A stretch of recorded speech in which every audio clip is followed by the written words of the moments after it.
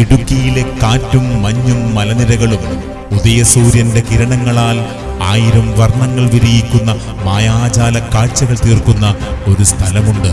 അതാണ് കാറ്റാടിപ്പാറ. കൊന്നത്തടി പഞ്ചായത്തിലെ 6-ാം വാർഡിന്റെ നെറുകയിൽ നിൽക്കുന്ന കാറ്റാടിപ്പാറയ്ക്ക് പറയാൻ ചില കഥകളുണ്ട്.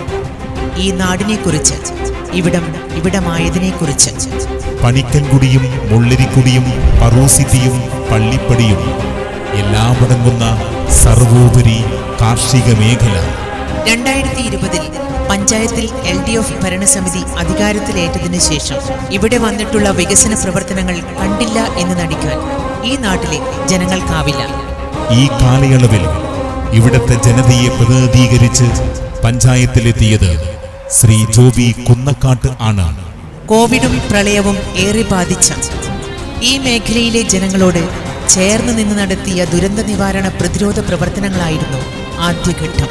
ദീർഘവീക്ഷണത്തോടുകൂടിയുള്ള പ്രവർത്തനങ്ങളും വികസന കാഴ്ചപ്പാടും വാർഡിന്റെ പൊതുവായ വികസനത്തിന് മുതൽക്കൂട്ടായി. കഴിഞ്ഞ 5 വർഷക്കാലത്തിനുള്ളിൽ പഞ്ചായത്ത് തലത്തിൽ നിന്നു മാത്രം വാർഡിൽ 2.5 കോടിയിലധികം രൂപയുടെ വികസന പ്രവർത്തനങ്ങൾ. സുരക്ഷിതമല്ലാത്ത ഭവനങ്ങളിൽ താമസിക്കുന്ന 57 കുടുംബാംഗങ്ങളെ ലൈഫ് ഭവന പദ്ധതിയിൽ ഉൾപ്പെടുത്തി.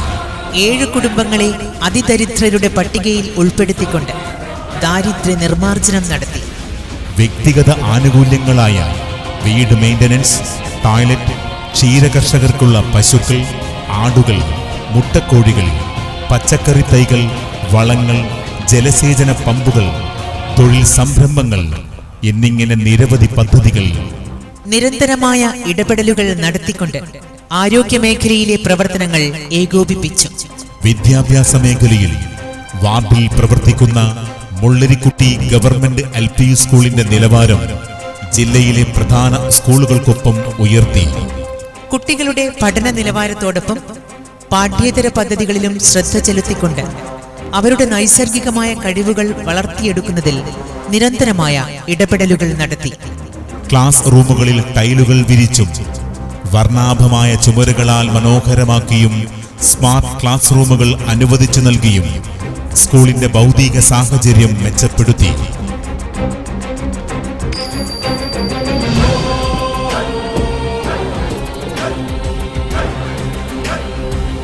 ഞാനിവിടുത്തെ PT പ്രസിഡന്റാണ്.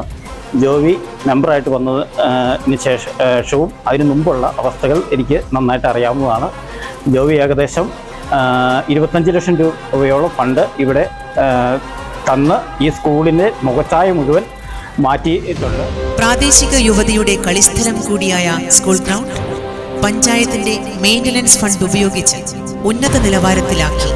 മനോഹരമായ സ്കൂൾ കമാനം ഉൾപ്പെടെ ഇവിടെ ചിലവഴിച്ചത് 25 ലക്ഷത്തിലധികം രൂപ. പശ്ചാത്തല വികസനത്തിൽ റോഡുകൾക്കുണ്ടായ വികസനം ഞെട്ടിക്കുന്നതാണ്.